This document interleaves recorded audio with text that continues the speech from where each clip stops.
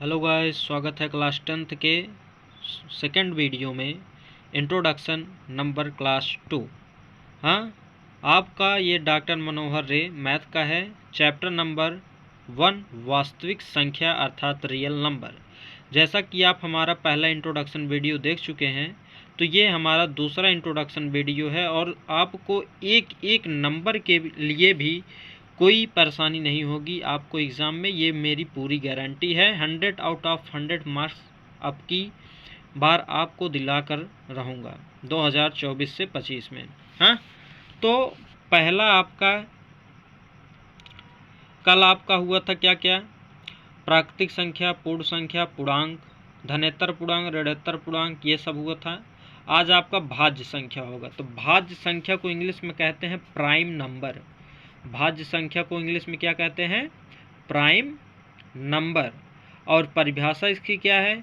वे संख्याएं, हाँ, वे संख्याएं जिसके दो से अधिक गुणनखंड हो। दो से अधिक गुणनखंड का मतलब आप समझे? अर्थात जब हम इनका एलसीएम निकालेंगे तो वे 2 से ज़्यादा आएंगे। जैसे 4 का एलसीएम अगर निकालें तो ये 1 से कटेगा, 2 से कटेगा और एक 4 से कटेगा। हाँ, जैसे 6 के निकालें तो 1 से कटेगा, 2 से कटेगा, 3 से कटेगा। 8 का निकालें तो 1 से कटेगा, 2 से कटेगा और फिर 4 से कटेगा, फिर 8 से कटेगा। फिर ऐसे इसी प्रकार 10 का निकाले तो 2 से कटेगा, 2 से कटेगा, फिर 5 से कटेगा।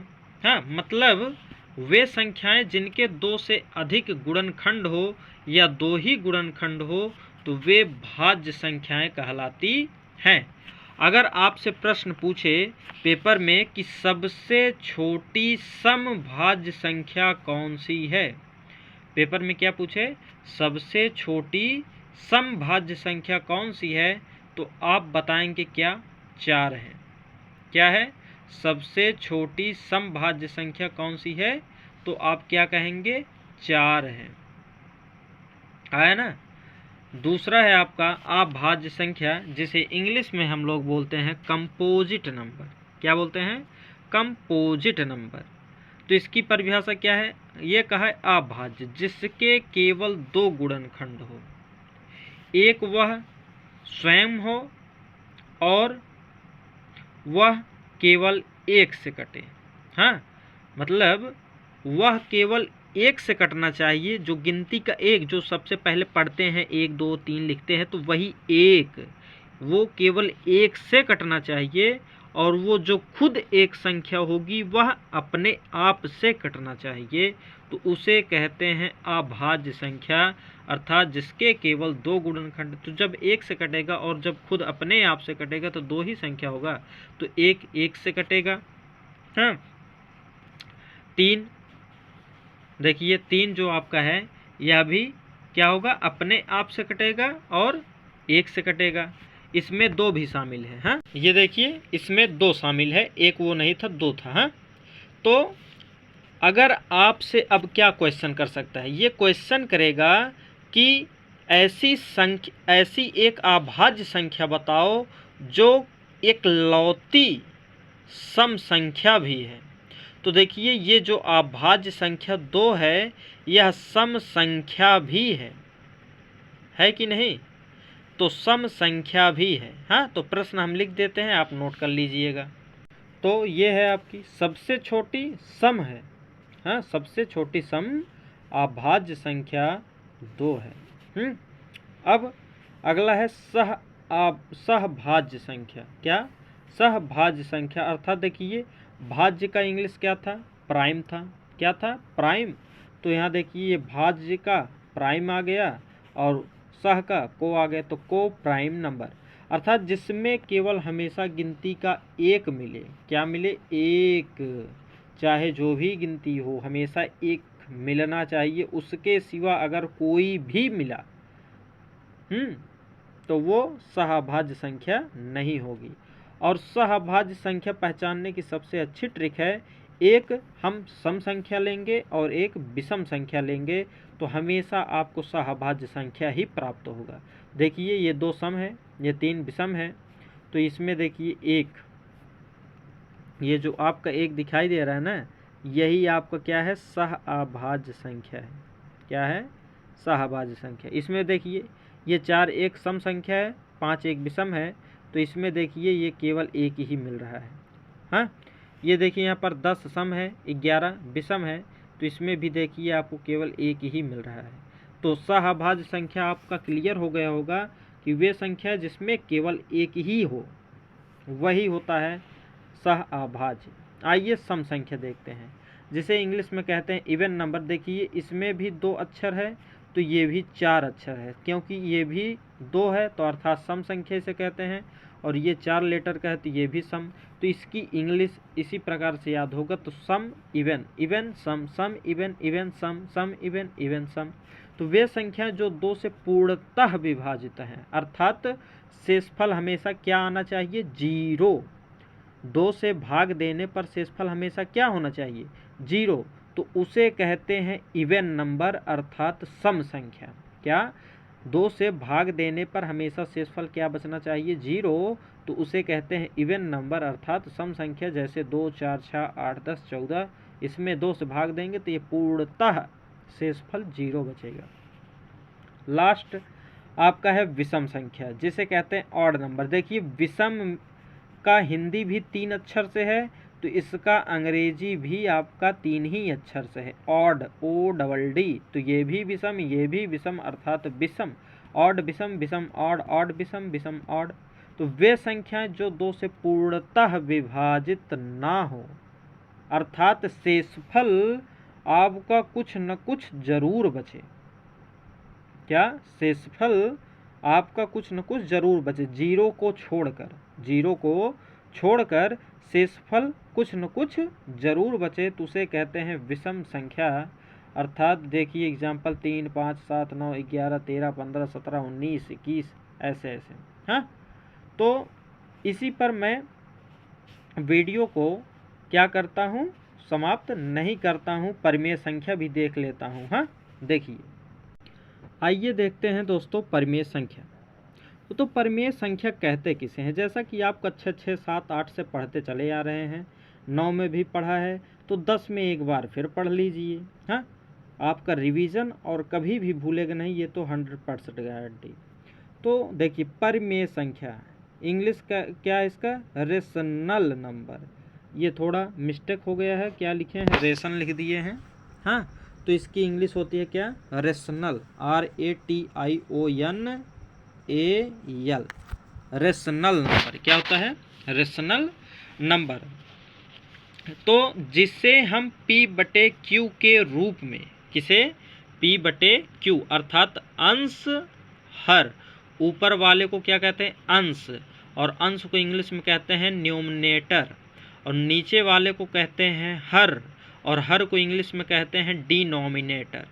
तो न्यूमरेटर और डिनोमिनेटर के रूप में क्या किया जाए, व्यक्त किया जाता है या किया जाए, और P तथा Q एक इंटीजर हो, क्या हो, इंटीजर संख्या हो, तो वहाँ उसे हम परिमेय संख्या कहते हैं। और Q डज नॉट, ये बराबर का साइन लगाकर और इसे काट देते हैं तो उसे कहते हैं नहीं है, बराबर का साइन लगाकर उसे काट देते हैं तो उसे कहते हैं नहीं है, अर्थात इंग्लिश में डज नॉट इक्वल टू 0, अर्थात हर जो डिनोमिनेटर है वो कभी भी 0 नहीं हो सकता। तो यह हमने लिखा है कि Q कभी भी 0 नहीं हो सकता है। एग्जाम्पल के लिए 2 आपका क्या है, एक परिमेय संख्या। अच्छा क्यों है, ये कारण भी कोई आपसे पूछ सकता है, तो हमारे बच्चे कभी भी कंफ्यूज ना हो, क्योंकि मैं आपको इतने अच्छे से समझा दूंगा कि कभी भी आपको रेशनल नंबर में बचने की आवश्यकता नहीं। ये क्यों है, तो आप बता देंगे कि इसके नीचे हमेशा हम 1 लगा सकते हैं। अगर कोई भी संख्या अकेली है और उसके नीचे कुछ नहीं है तो मतलब 1 हमेशा है, तो इसलिए 2 एक परिमेय संख्या। देखिए टीचर बजाने के लिए आपसे पूछेंगे 0 एक परिमेय संख्या है, तो आपको क्या कहना है, क्यों है, क्योंकि उसके नीचे 1 है। क्योंकि जीरो नीचे नहीं है, जीरो तो ऊपर है। अगर जीरो यही नीचे होता तो वह परिमेय संख्या नहीं होती। और ये तो आप देख रहे हैं ना, न्यूमरेटर और डिनोमिनेटर के रूप में है, अर्थात अंश बटे हर के रूप में है, अर्थात p बटे q के रूप में है, तो इसलिए यह एक परिमेय संख्या है। तो ये भी है। और इसमें एक नोट पॉइंट है, क्या है वो आगे देखते हैं। तो देखिए इसका नोट पॉइंट क्या है कि कोई भी संख्या अगर करड़ी के अंदर है, किसके अंदर, स्क्वायर रूट के अंदर, इंग्लिश मीडियम वाले के लिए स्क्वायर रूट है, तो यदि कोई संख्या, यदि कोई नंबर, यदि कोई डिजिट आपके स्क्वायर रूट के अंदर है, अर्थात करड़ी के अंदर है, और कैसी संख्या अंदर है, जो पूर्ण वर्ग संख्या हो, अर्थात जिसका पूर्ण रूप से वर्गमूल बाहर आ जाए, पूर्ण रूप से उसका वर्गमूल बन जाए, तो उसे भी हम लोग क्या कहते हैं, परिमेय संख्या कहते हैं। एग्जाम्पल के लिए आपको हम समझाते हैं, जैसे कि करड़ी में आपका 9 है, तो 9 का वर्गमूल जब हम लोग निकालते हैं तो क्या होता है, 3 होता है, तो अर्थात उसका वर्गमूल बनना चाहिए। जैसे आपका करड़ी में 16 है, तो 16 का वर्गमूल कितना होता है, 4। जैसे करड़ी में 225 है, तो 225 का वर्गमूल क्या होता है, 15। तो इस प्रकार की भी संख्याओं को हम लोग क्या कहते हैं, एक परिमेय संख्या। आया। अब बात आती है अपरिमेय संख्या किसे कहते हैं, जिसे इंग्लिश में कहते हैं इरेशनल नंबर, अर्थात जिसे हम जस्ट उसी का उल्टा, परिमेय संख्या का उल्टा, जिसे हम p बटे q के रूप में व्यक्त ना कर सके, अर्थात ना किया जा सके, और q बराबर हो 0 के, हाँ, q बराबर 0 के ना हो, इसमें भी 0 के बराबर नहीं होगा। हाँ, आया समझ में। और p और q यहाँ भी एक क्या होगा, पूर्णांक ही होगा। हाँ, आइए देखते हैं एग्जाम्पल। तो इसका सबसे फेमस एग्जाम्पल क्या है, आपको एग्जामिनर फंसाने के लिए पूछता है कि बताइए पाई एक परिमेय संख्या है। ये एग्जामिनर फंसाने के लिए बहुत तेज पूछता है। हाँ, दे देता है 4 ऑप्शन उसी में कि अपरिमेय संख्या छाटिए। हाँ, और इसका मान भी दे देगा। तो जो इसका मान होता है पाई का 22/7, उसे परिमेय संख्या कहा जाता है और वो होता है। लेकिन अगर पाई आपसे बोल दे तो यह परिमेय संख्या नहीं होता, अर्थात अपरिमेय संख्या होता है। हाँ, आ गया समझ में। तो सबसे फेमस इसका एग्जाम्पल है कि पाई, क्या है, पाई, क्योंकि आज तक अभी इसका मान क्लियर नहीं हुआ है, तो पाई एक अपरिमेय संख्या। और दूसरी क्या हो सकती है अपरिमेय, जो करड़ी के अंदर हो और उसका पूर्ण रूप से वर्गमूल बाहर ना आए। जैसे करड़ी 2 का वर्गमूल नहीं बनता, करड़ी 3 का नहीं बनता, करड़ी 5 का नहीं बनता, करड़ी 7 का नहीं बनता, करड़ी 8 का नहीं बनता। हाँ, तो ये सभी संख्याएं जो हैं क्या है, अपरिमेय संख्याएं हैं। और इन्हीं सवालों को हमें प्रूफ करना है आपके सिलेबस में, जो आपके किताब में है चैप्टर नंबर 1C में। इसी को हमें 10-12 क्वेश्चन लगाना है और अच्छे से हम लोग सीखेंगे एकदम मस्ती में, आनंद के साथ। हाँ, तो आपको समझ में आ गया होगा। इसी प्रकार ETC, हाँ, आया समझ में ना। अपरिमेय संख्या, परिमेय संख्या समझ में आया।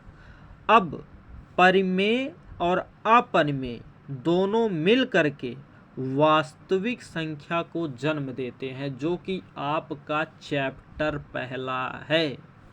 अभी तक हमने वास्तविक संख्या नहीं पढ़ी, अभी तक हमने संख्या पद्धति के विषय में जाना।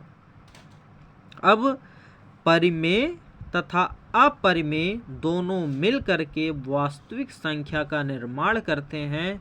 तो आइए देखते हैं उसकी परिभाषा। ये आया आपका वास्तविक संख्या। वास्तविक संख्या को इंग्लिश में कहते हैं रियल नंबर। क्या कहते हैं, रियल नंबर, जो वास्तव में है। हाँ, जो वास्तव में है उसे कहते हैं रियल नंबर अर्थात वास्तविक संख्या। तो परिभाषा क्या है? जो परिमेय तथा अपरिमेय संख्या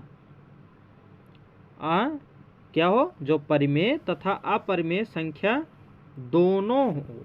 हाँ, जो परिमेय भी हो और अपरिमेय भी हो अर्थात दोनों का गुण रखता हो उसे कहते हैं वास्तविक संख्या। हाँ, तो परिमेय संख्या तथा अपरिमेय संख्या को ही वास्तविक संख्या कहते हैं। अब जब परिमेय और अपरिमेय दोनों को मिलाकर वास्तविक संख्या बनता है तो बताइए परिमेय संख्या का भी एग्जाम्पल इसमें होगा और अपरिमेय संख्या का भी एग्जाम्पल होगा ना, तो उसी को कहते हैं वास्तविक संख्या। अर्थात इसमें इंटीजर संख्याएं भी आ जाएंगी अर्थात पूर्णांक।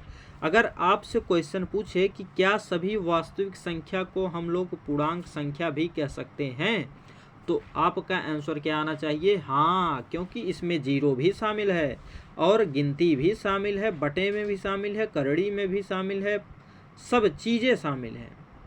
तो वास्तविक संख्या को हम लोग पूर्णांक भी कह सकते हैं।